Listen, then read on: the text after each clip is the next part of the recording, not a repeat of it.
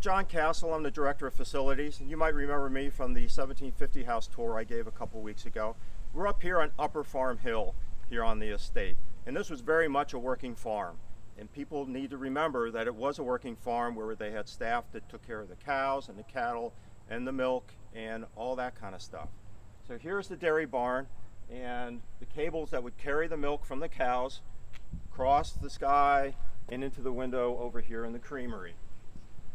Creamery manager was named Bert Taylor, and he curiously had one of the larger houses on the estate, so it was a very important position for him to have.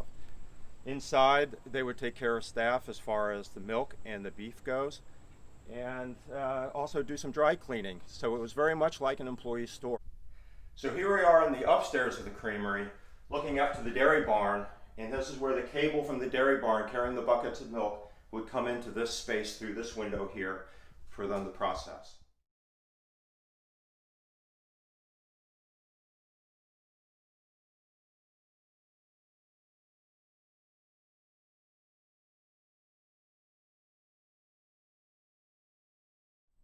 So here we are inside the creamery, and the staff would line up here at the service window, and they'd get their milk and they'd get their meat, and if they were really thirsty, they could get a drink out of this really cool water fountain.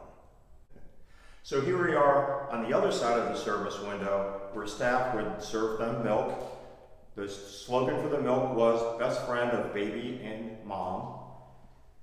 And here is a really cool old poster with the cuts of meat that they could choose from as they slaughtered the cows. And they could take their pick and take it home with them. So here we are on the lower floor of the creamery, and what I'd like to show you is this dry cleaning equipment that was purchased by H.A. DuPont, actually H.F. DuPont, in 1916. Today's dollars, it'd be $37,000 worth of equipment. This equipment's very old. We're not quite sure how it works, but it's in its original location, and they would clean the uniforms and drapes and other linens of the estate.